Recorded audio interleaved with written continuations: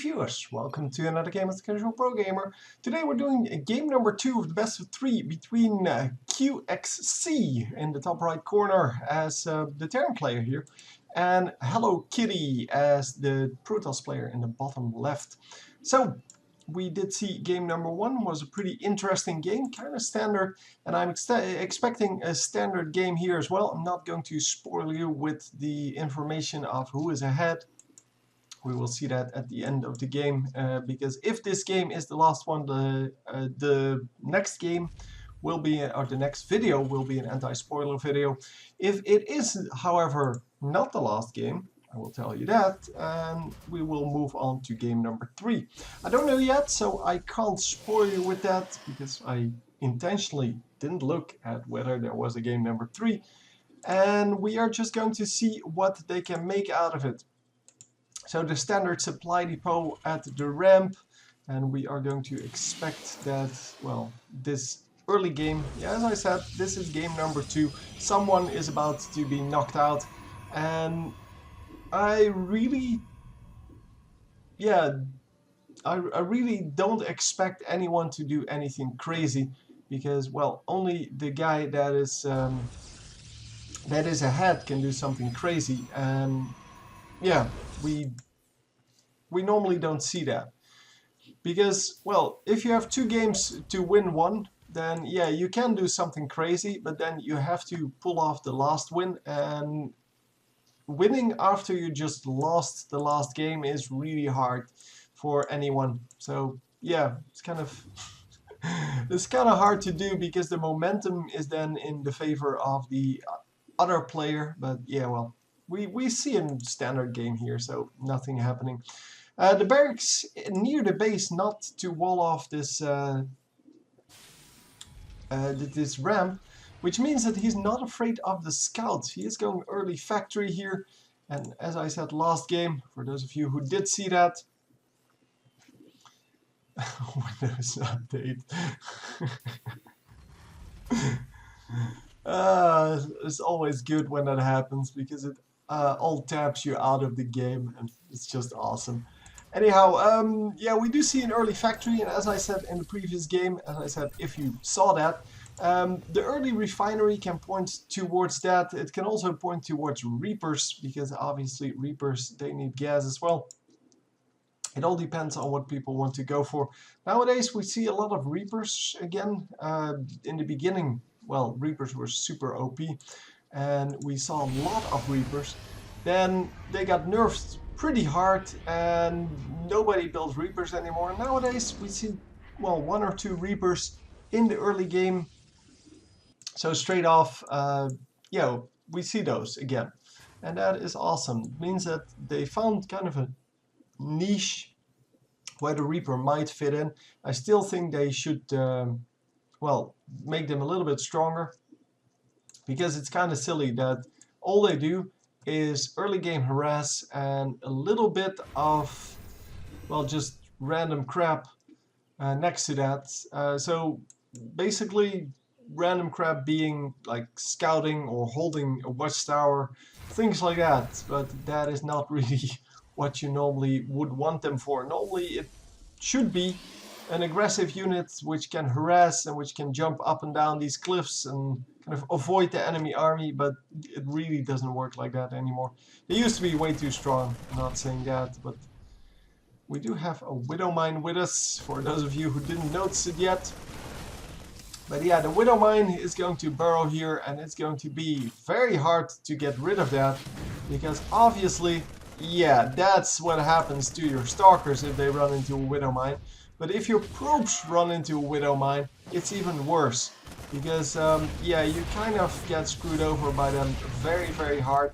So we'll have to see what he is planning to do about this.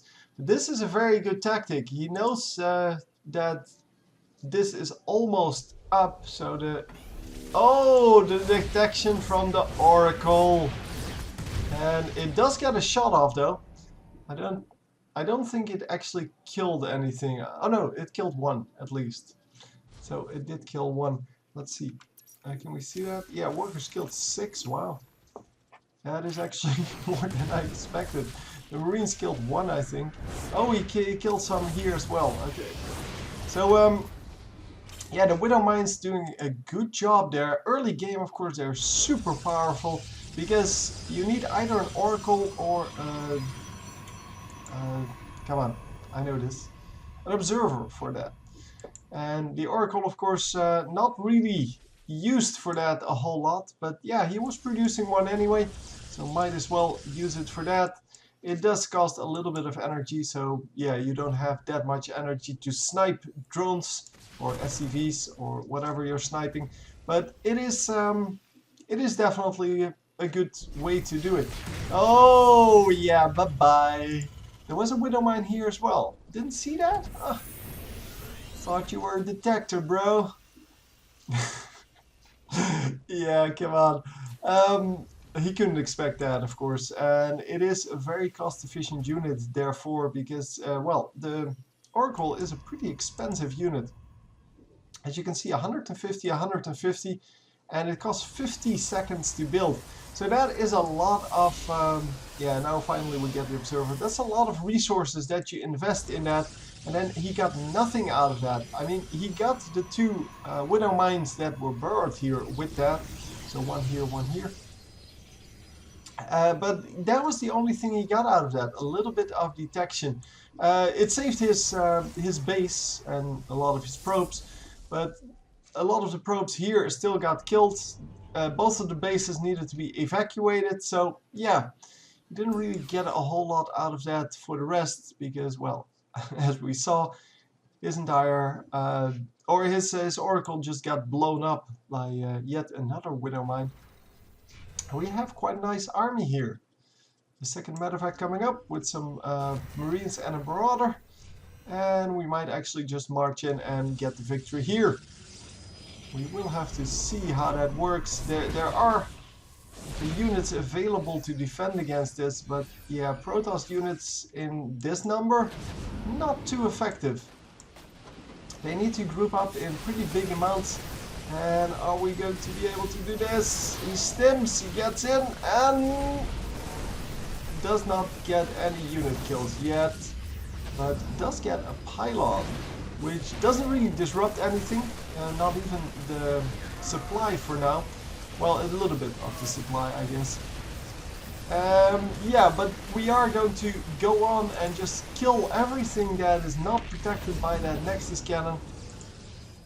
And yeah, very nicely done. Just aggressive moves with the few units he had. He knew that his opponent was probably not prepared for this, and he was right. So the medevac really needs to be repaired because it is going to die with the next shot. And the Nexus cannon's now down, so we can actually just snipe the Nexus. Especially with this many Marauders. He has a lot of Marauders in here. Marauders do extra damage against buildings because buildings are armored, so yeah, they do double damage. And the Marauders do get sniped pretty hard. So 22 damage versus buildings, and that is excellent damage. So once again, we are falling back a little bit. We are healing back up, and well, he only has 2 medevacs left now. Unless, no more medevacs coming in. So he is going to try it again, and this army is now growing. So now the army from the Protoss player is actually big enough to hold this off. So maybe this is a more interesting battle. It is just positioning all the way.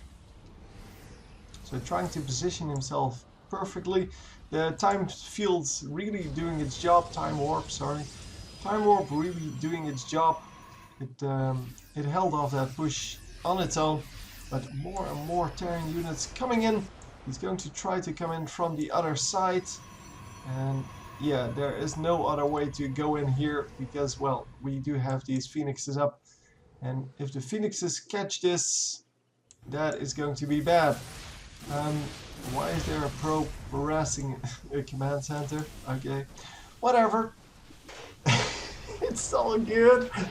It's all good. Anyway, we're marching in here. We're marching in. There we go. We are stimming and getting a pylon. I think that was. I don't think what else it. Well, it would be. the slow going down, and we are getting quite a lot of kills on both sides, but I think the Protoss player is actually coming out ahead in this, although, wow, he lost a lot of stuff there. Yeah, he lost a lot of stuff. How did that turn so quickly? It looked to go pretty reasonable for him. And all of a sudden, he just lost his entire base. Or his entire army. You see, we're still, we're moving forward here. His army is a little bit out of position.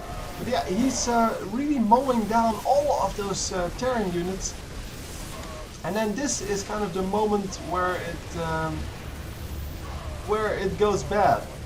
I guess these guys, the Phoenixes, can no longer do anything, and they're kind of useless, and then, well, all we have left is a few ground units, and because he's focusing on them with the Marauders and the Marines, I guess that's why he kind of lost that. Yeah, very abrupt ending. It ends up 2-0 here for, I think that's no, it's QXC. So it ends up 2-0 for QXC, who goes on to the next round. This is from the Thanksgiving tournament or something like that. It doesn't really matter. Yeah, very well played. Hope you enjoyed, and I will see you next time. GG.